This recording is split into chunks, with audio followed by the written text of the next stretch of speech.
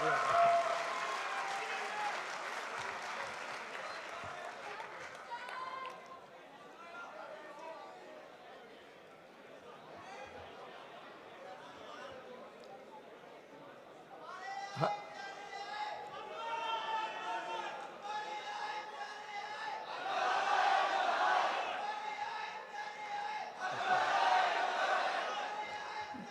बहुत शुक्रिया, बहुत बहुत शुक्रिया। जीते रहो नौजवानों, जिसमें लड़के और लड़कियां दोनों शामिल हैं। मुझे यकीन नहीं था कि इस कॉन्फ्रेंस में इतने नौजवान आएंगे। बहुत से हज़ारों की तादाद में बाहर भी खड़े हुए हैं, मैं उनका भी शुक्रिया अदा करता हूँ। लोग कहते थे कि पाकिस्तानी अदब से और सकाफ़त से नौजवानों का कोई ताल्लुक़ नहीं रहा है। वो यहाँ आके देखें कि कितना ताल्लुक़ है। इन 3 दिनों में कितने लोग आए, कितने बच्चे आए, मैं उन सब का शुक्रिया अदा करता हूँ। मैं पिछले 3 दिनों से लाहौर के सबसे पुराने होटल फ्लैटीज़ में ठहरा हुआ हूँ। 1880 में तामीर हुआ था। मेरे कमरे की सफाई करने वाली खातून मेरे ख्याल में इस होटल की पहली मुलाजिमा होंगी।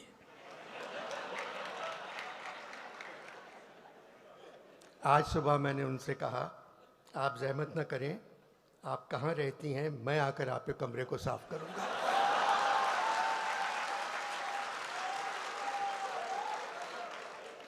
खामोश हो गई। फिर कहने लगी, अनवर साहब, बाला घर पर ही रहता है।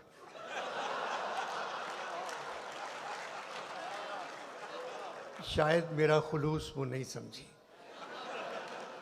मैंने पूछा, कहाँ की हो? तो कहने लगी, गुजरात।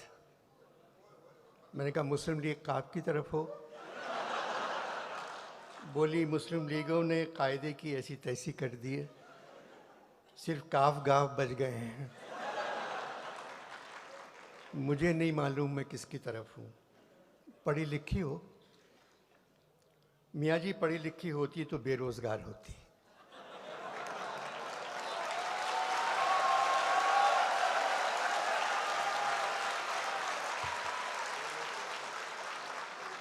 यहाँ तो तनख्वाह मिल जाती है। बहुत से लोग मेरे कमरे में फूलों के गुलदस्ते छोड़ गए थे। मैंने कहा, आप सारे फूल ले जाएं। बोली, बाला ज़िंदगी अजाब कर देगा, ये फूल किसने दिए हैं, यहीं रहने दें, ये कह के चली गई। लाहौर में फूलों के मौसम की आमद है, मगर यूँ लगता है लाहौर के दिल वाले इस दफ़ा फूलों से कहीं ज़्यादा इलेक्शन के खिलने का इंतज़ार कर रहे हैं।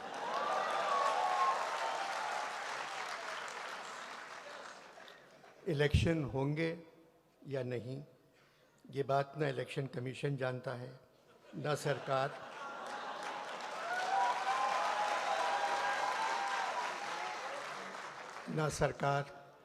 ना अदालत, ना खुदा जानता है। सिर्फ फौज जानती है, मगर वो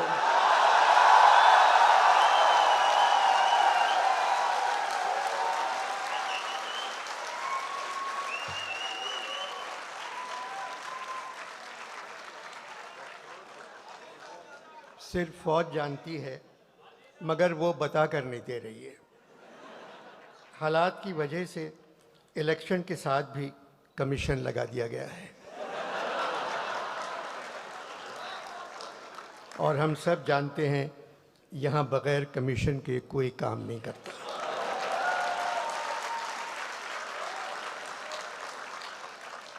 Pakistan literature festival, Karachi art council के सदर मोहम्मद अहमद शाह रंगीले नहीं हैं, बहुत अच्छे इंसान हैं, मज़दूरों से ज़्यादा काम करते हैं, हर सूबे के अदब को ज़िंदा रखना चाहते हैं, जो काम करना चाहते हैं कर गुज़रते हैं। शाह साहब के हाथ से माइक्रोफोन छीनना उतना ही मुश्किल है जैसे छोटे बच्चे के हाथ से झुनझुना।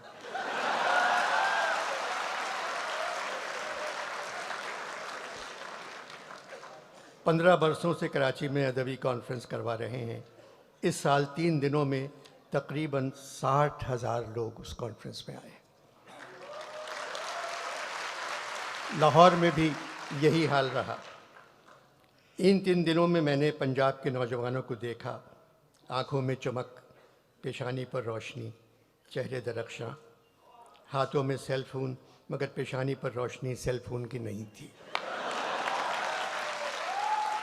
इनको देखकर मुझे ऐसा लगा पाकिस्तान का मुस्तकबिल रोशन है।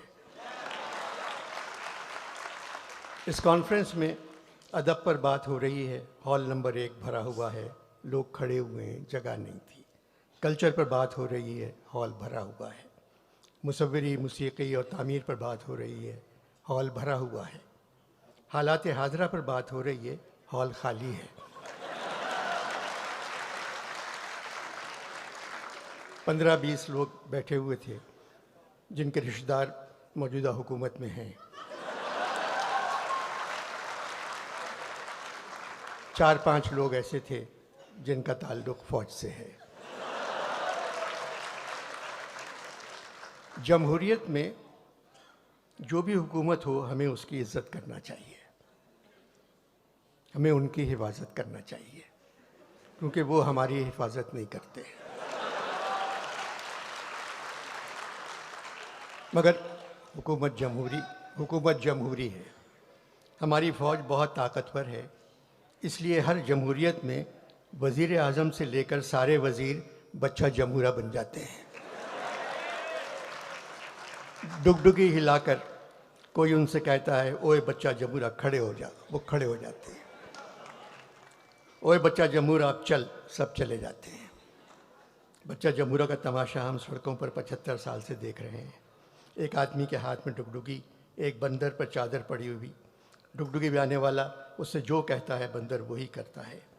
एक थ्योरी है कि इंसान पहले बंदर था, मगर नई थ्योरी ये है पाकिस्तान में जमहूरी हुकूमत में इंसान से बंदर बन जाता है।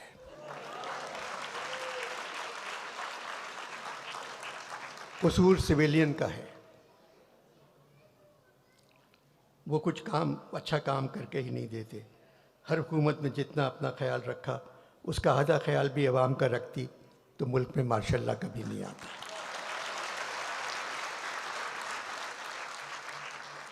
पचहत्तर बरसों में फ़ौज ने तकरीबन 35 बरस हम पर हुकूमत की है। 35 बरस तो यूं ही कह गया, 75 बरसों में तकरीबन 74 बरस फ़ौज ने हम पर हुकूमत की है, आज भी कर रही है। इसमें फ़ौज से कहीं ज़्यादा हमारा कसूर है। फ़ौज हमारी ज़रूरत है, मगर जमहूरी दौर में न जाने क्यों हम फ़ौज की ज़रूरत बन जाते हैं। जो सिपाही हुक्म के तहत कत्ल करता है या जो सरकारी मुलाजिम कवानीन की तकमील करवाने में किसी को अजियत पहुंचाता है, वो ख़ुद को ज़िम्मेदारी से आज़ाद समझता है कि हुक्म के नौकर है।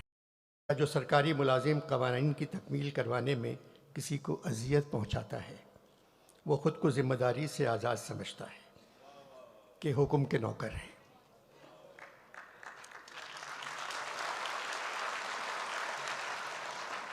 वो कहता है कानून हमने तो नहीं बनाया। वो ये भूल जाता है कि हर अमल एक अमल करने वाले की तरफ लौटता है और उनका अमल भी उन्हीं की तरफ लौटेगा। 75 बरसों से जो यहाँ गरीब हैं वो आज भी गरीब हैं। दादा गरीब, बाप गरीब, बेटा गरीब, पोता गरीब। न पैसा, न तालीम, न घर, न कोई मुस्तकबिल। इनका कोई हक़ नहीं। सिर्फ एक हक़ है, अगर गलती से कहीं इलेक्शन हो जाए तो इन पे वोट डालना फ़र्ज़ है। 75 बरसों से यहाँ जो तख्त पर बैठे हुए हैं, दादा तख्त पर, बाप तख्त पर, बेटा तख्त पर, बेटी तख्त पर, फिर पोता तख्त पर, ऐसा नहीं होना चाहिए। बेहतरीन लोग यकीन से महरूम हैं, जबकि बदतरीन लोग पुरजोश वारफ्तगी से भरपूर हैं। अहमद शाह साहब ने मुझे यहाँ संजीदा गुफ्तगू करने के लिए नहीं बुलाया था, मगर दिल न हंसने को चाह रहा है न हंसाने को।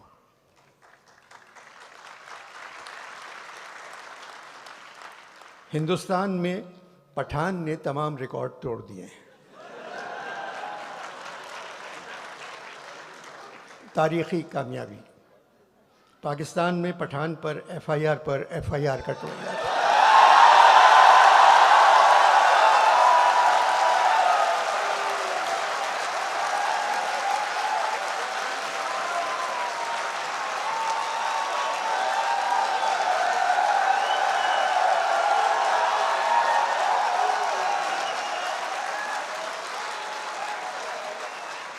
पाकिस्तान में पठान पर एफआईआर कटवाई जा रही है और मौजूदा हालात में पाकिस्तानी पठान की कामयाबी नज़र नहीं आती। मगर सुना है आने वाले इलेक्शन में पाकिस्तानी पठान की एडवांस बुकिंग हिंदुस्तानी पठान से ज़्यादा है।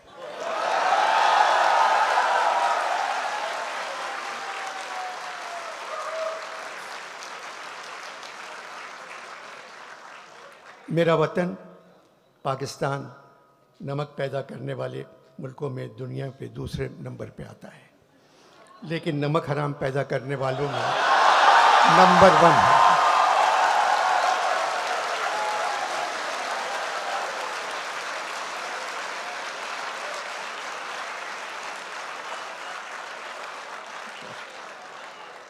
लेकिन नमक हराम पैदा करने वालों में नंबर 1 है। सैलाब से कहीं ज़्यादा हम लोग कर्ज में डूबे हुए हैं। आईएमएफ से बातचीत ख़त्म हो गई, उन लोगों ने कशकोल का मुंह 50 गुना बढ़ाकर हमारे हाथ में थमा दिया। अब क्या करें? अमीर परेशान है कि डॉलर महंगा हो गया, गरीब परेशान है रोटी महंगी हो गई।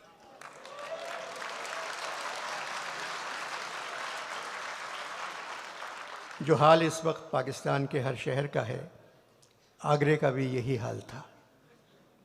जब नज़ीर अकरआबादी ने लिखा था, जब मिली रोटी हमें सब नूरे हक रोशन हुए, रात दिन शम्सो कमर शामो शफक रोशन हुए, अपने बेगानों के थे लाजिम जो हक रोशन हुए, दो चपाती के वरक में सब वरक रोशन हुए। एक रकाबी में हमें 14 तबक रोशन हुए। एक जगह और कहा है, पूछा किसी ने ये किसी कामिल फ़कीर से, ये महरूमा हक़ ने बनाए हैं काहे के। वो सुन के बोला, बाबा खुदा तुझको खैर दे, हम तो न चाँद समझे न सूरज हैं जानते, बाबा हमें तो ये नज़र आती हैं रोटियाँ।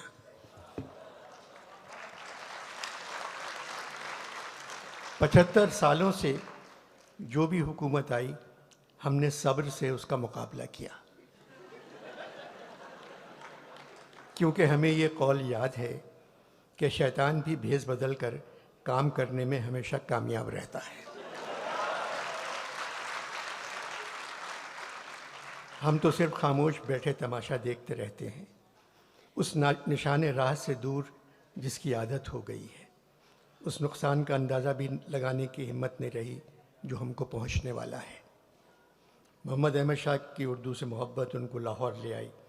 मैं पहले कह चुका हूं, कराची में 15 साल से ये कॉन्फ्रेंस हो रही है। शहर के हालात कुछ भी हों, कॉन्फ्रेंस जारी रहती है। आर्ट काउंसिल के बाहर गोलियां चल रही हैं और कॉन्फ्रेंस में फैज़ साहब पर बात हो रही है।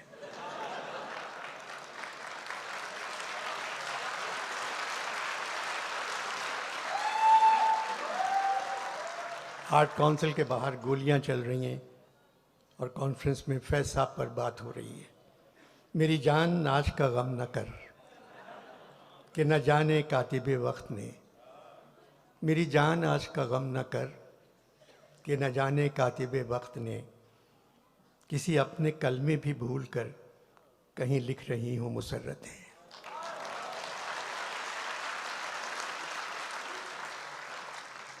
देर से आँख पे उतरा नहीं अश्कों का अज़ाब, अपने ज़िम्मे है तेरा कर्ज न जाने कब से। फैज़ साहब का कर्ज उनके आंसू थे, हमारा कर्ज बिल्कुल अलग है। मौसम गुल है लाहौर में।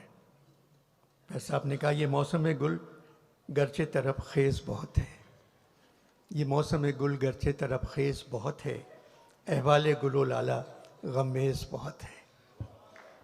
फैज़ साहब सारी ज़िंदगी ख़िलाफ़ लिखते रहे, मगर बड़ी तहज़ीब और तमीज़ से। फिर भी कुछ लिखकर जेल चले जाते थे। ज़िंदगी का तवील हिस्सा जेलों में गुजारा, मगर मैंने कभी उनको रोते नहीं देखा।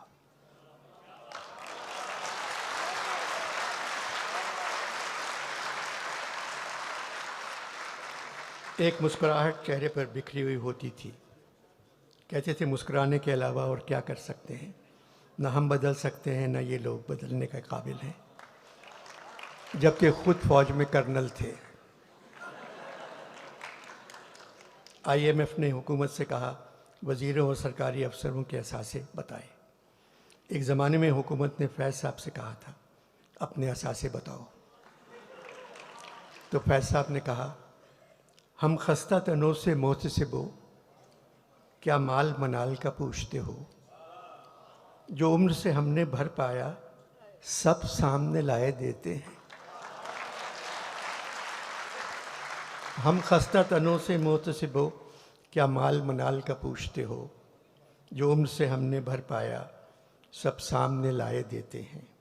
दामन में है मुश्ते खाके जिगर, सागर में है खूने हसरत मैं, लो हमने दामन झाड़ दिया, लो जाम उल्टाए देते हैं।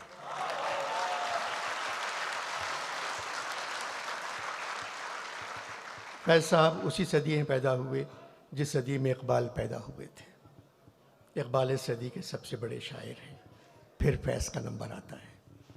फैज़ साहब ने अपनी दूसरी किताब का नाम दस्ते सबा रखा था। दस्ते सबा भी इकबाल के एक मिसरे से लिया था। इकबाल ने कहा मैं सूरत गुल दस्ते सबा का नहीं मोहताज, करता है मेरा जोश जुनू मेरी क़बा चाक।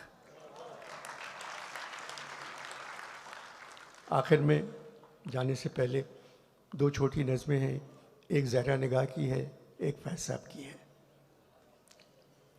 दोनों नज़में आप पहले ज़रूर सुन चुके होंगे। ज़हरा निगाह की नज़्म है, सुना है जंगलों का भी कोई दस्तूर होता है।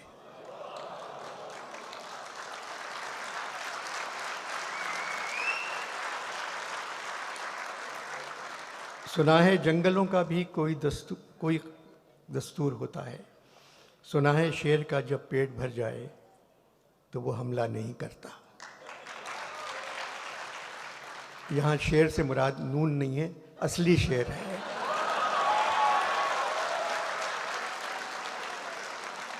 सुना है जंगलों का भी कोई दस्तूर होता है।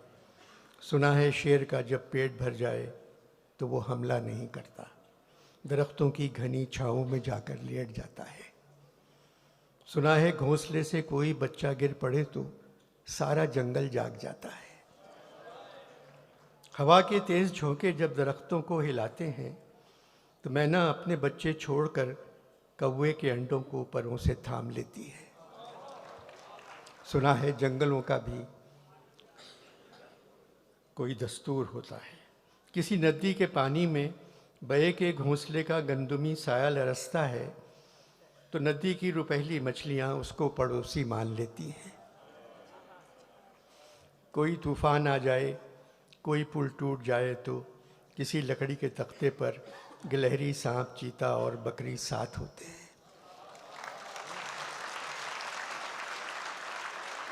सुना है जंगलों का भी कोई दस्तूर होता है।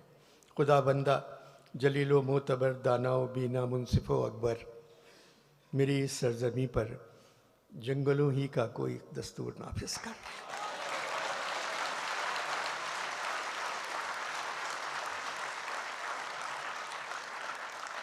फैज़ साहब की आखिरी नज़मों में से एक है, छोटी सी नज़म है। मेरी तेरी निगाह में जो लाख इंतज़ार हैं,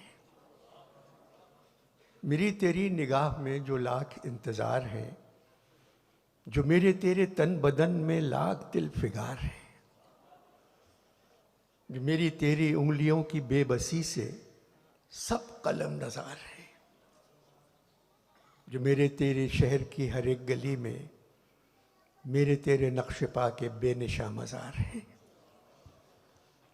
अब इसके बाद चाहे पर्शियन पोइट्री हो, चाहे फ्रेंच पोइट्री हो, अंग्रेज़ी हो, ये तशबीह आपको कहीं नहीं मिलेगी जो फैज़ साहब ने दी है। जो मेरी तेरी रात के सितारे ज़ख्म ज़ख्म हैं, सितारों के कोने निकले। जो मेरी तेरी रात के सितारे ज़ख्म ज़ख्म हैं, जो मेरी तेरी सुबह के गुलाब चाक चाक हैं। ये ज़ख्म सारे बेदवा, ये चाक सारे बेरुफू, किसी पे राख चांद की, किसी पे ओस का लहू। यह है भी या नहीं बता, यह है कि महज जाल है मेरे तुम्हारे अनकबूत वहम का बुना हुआ। अनकबूत मकड़ी के जाले को कहते हैं। मेरे तुम्हारे अनकबूत वहम का बुना हुआ। जो है तो इसका क्या करें, नहीं है तो भी क्या करें, बता बता बता।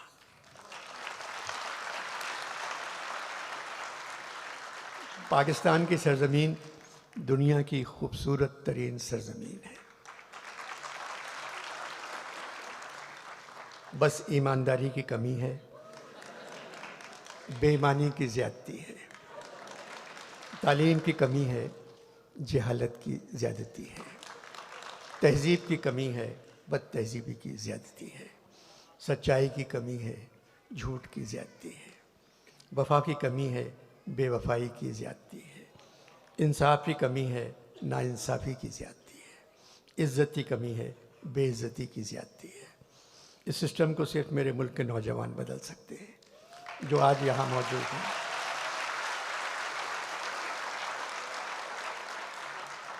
अमजद इस्लाम अमजद भी नौजवानों से यही कहते हुए चले गए। पाकिस्तान के नौजवान बज़्म जहाँ की रौनक हैं। नज़ीर ने कहा था, रहें वो लोग जो बज़्म जहाँ की रौनक हैं, हमारा क्या है अगर हम रहे रहे न रहे। पाकिस्तान जिंदाबाद।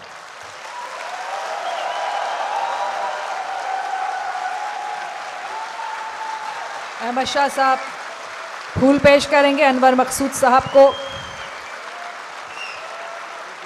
बहुत बहुत शुक्रिया जनाब अनवर मकसूद, शुक्रिया लाहौर।